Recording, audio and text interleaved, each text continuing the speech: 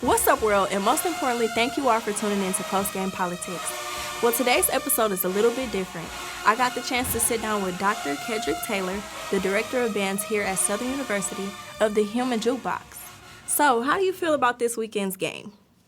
Well, this weekend's game is very exciting. It's always a great time when we see Jackson State University. I've been going to the Southern University and Jackson State games since I was a kid, so just to be in the atmosphere is definitely a pleasure. So first things first, I want to ask, because this game is so early in the season, like it's not normally this early. How did you guys prepare? We prepared like we always do. One of the things that we pride ourselves on is being better than our last performance. It's never easier because it gets harder as the season goes on. So by being so early, I know a lot of people have a lot of expectations of what they want to see or what they are expecting to see. So for us, we always want to be better than our last performance. And the students did an awesome job on our last performance, so we're expecting something greater this time. That's really good. I look forward to this weekend. I'm pretty sure a lot of you guys as supporters and fans do as well. I have a question for any upcoming arrangers or trumpet players. You played trumpet in what year? Can you remind us? Well, I started playing trumpet in elementary, but I don't know what specifically what year you asking me. Did I take it serious or in the band? You at played Southern University? Yes. Oh, 2002. Woo, 2002. That's almost 20. That's 21 years ago. Come on now. How do you? Okay, well, actually, let me ask you this: if you could compare you did 4 years. Yes, ma'am. Your 4 years to currently, like the current band this year, how would you say, like, what's the difference? Better, worse? Could you say? It depends on what you're looking for and what you're thinking about. We had a lot of fun when I was here on campus. I think those were the most unique times that we had together as a class than any other time I've had anywhere. What I mean by unique is different. We got to explore the world, my first time ever doing that, so you can't take those experiences away and compare them to now, because the first time I ever flew was with the Southern University Band. Wow, that's really good. We went to Indianapolis. And I met Too Short. Oh.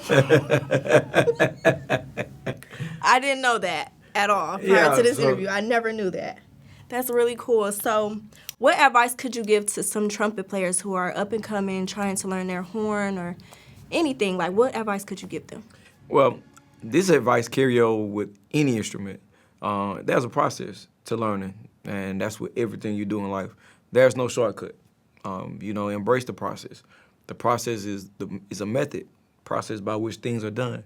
And you have to stick to the basic fundamentals. A lot of people want to skip over learning how to get a good tone. They want to skip over the techniques to make you be able to play up and down the instrument. And usually when you short the process, you don't end well. Mm-hmm. So I would definitely say to any up-and-coming musician, definitely embrace the process of learning how to breathe, developing a great tone by doing long tones, and continue to learn your scales and reading. Once you learn those things, just keep being consistent. Okay, and then for arrangers, what advice would you give them? For arrangers, I would definitely say less is best. Most people think the more notes you put on the paper, the better the arrangement, but that's not the case. You want to make it reader-friendly one.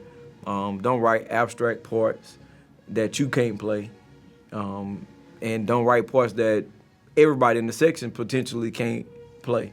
And I know nowadays people just want to write high and loud, but that doesn't make music, So what makes an ensemble great is being able to feel what they are putting on the paper. So I think for any up-and-coming arranger, I definitely say study your craft.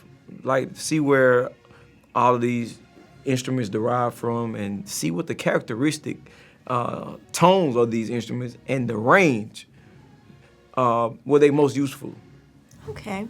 So a lot of people, I've asked the public to ask some questions. They love your R&B arrangements, especially the gospel songs. What can we expect from you this season as far as arrangements? I wrote a little bit of everything.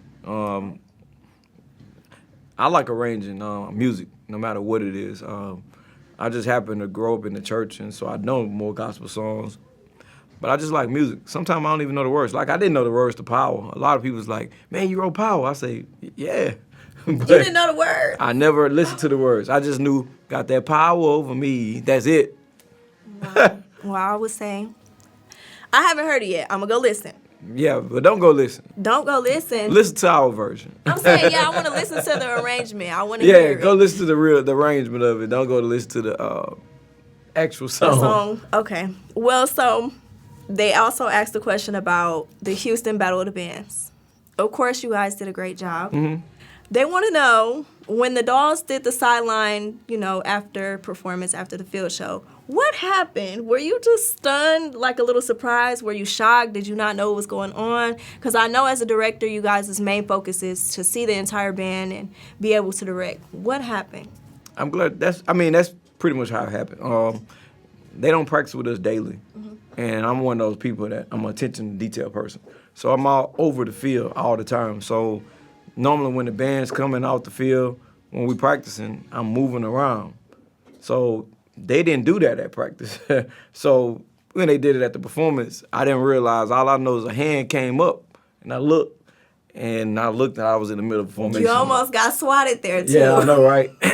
But it just happened to be that way. I just want to always make sure the students are where they need to be on the field and make sure everybody's in sync. So for me, I don't see it like that.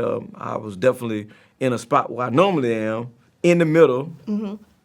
And when the band got closer, I had to move back because I didn't want the instrument in my face. So quite naturally, I moved back. So when I moved back, I'm always on the 50.